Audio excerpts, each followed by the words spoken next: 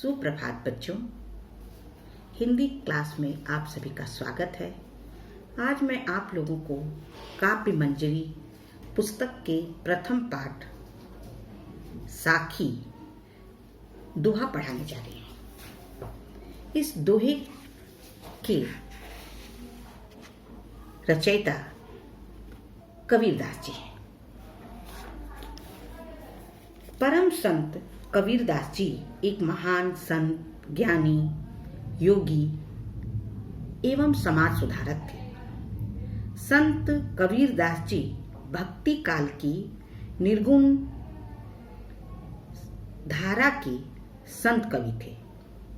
वे एक सजग विचारक थे, इसलिए उनके दोहों में तत्कालीन समाज की कुरीतियों और आडंबरों का डटकर विरोध पाया जाता है।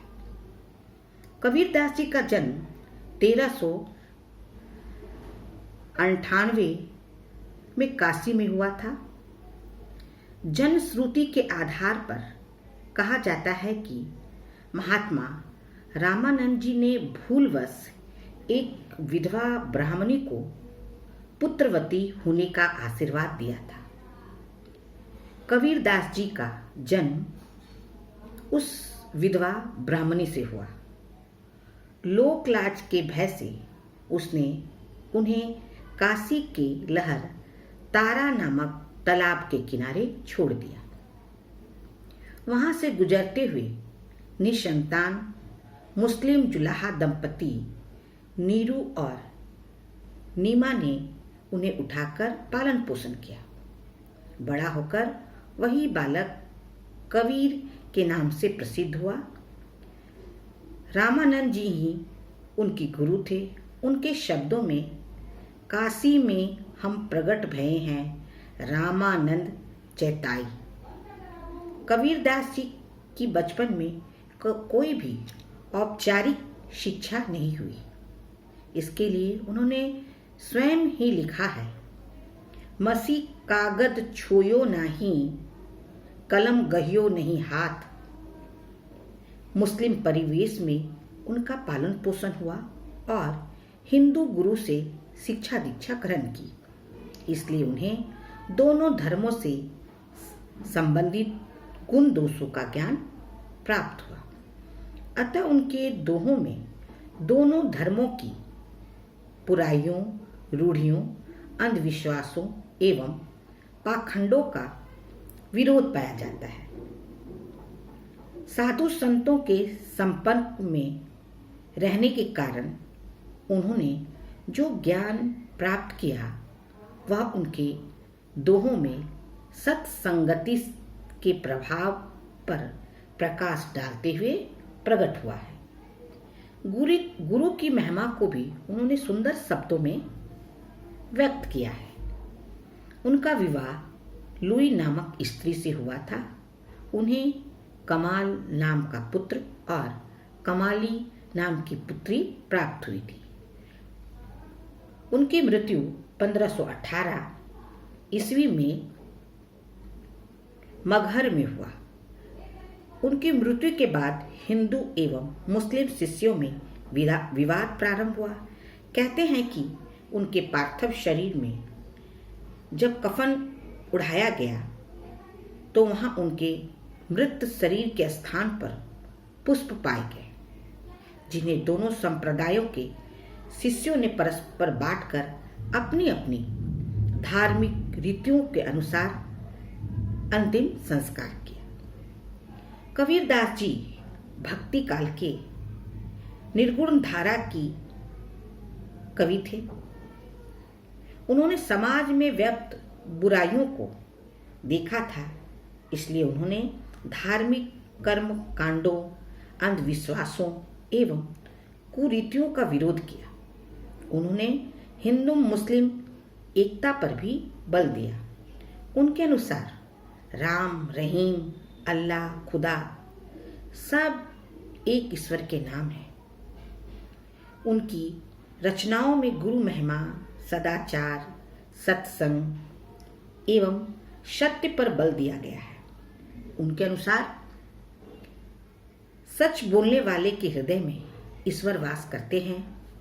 उन्होंने तात्कालीन कर्म कांडों, बाह्य आडंबरों एवं मूर्ति पूजा का खुलकर विरोध किया।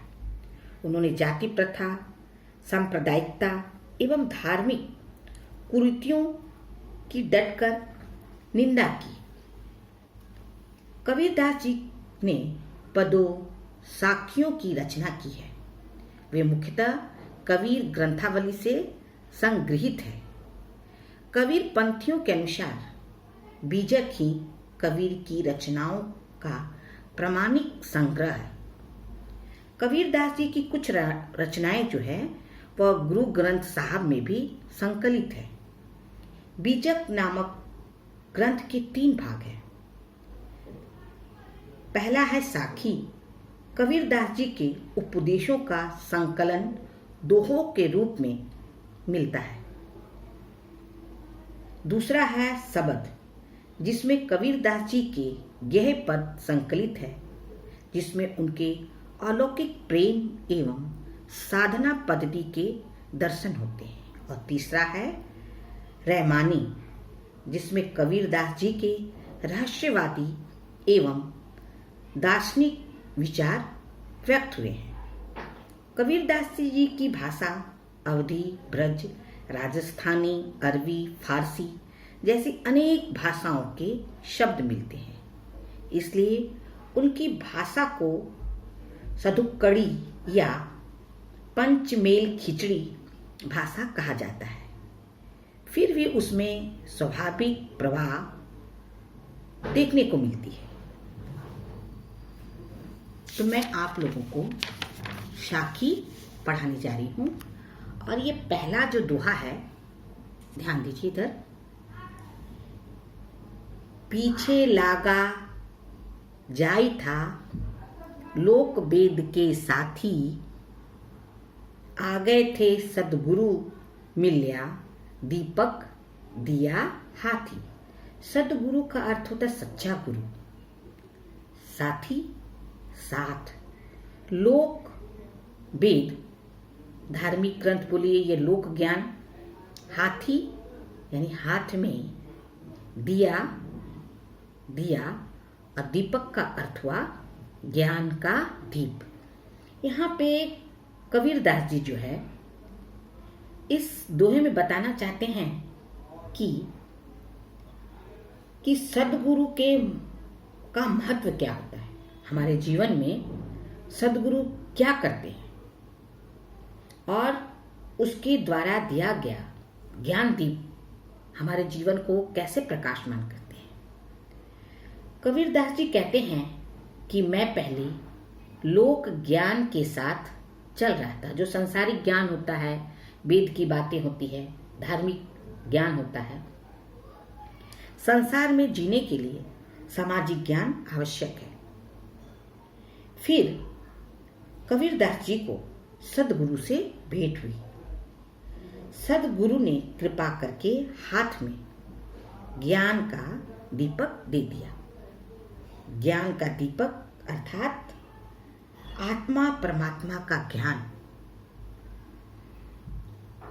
इससे लोक परलोक बनता है। यह सौभाग्य की निशानी है। प्रथम दोहे में कबीरदास जी ने आध्यात्मिक ज्ञान सदगुरु से ही प्राप्त होता है, यह बात बतलाई है। धन्यवाद बच्चों।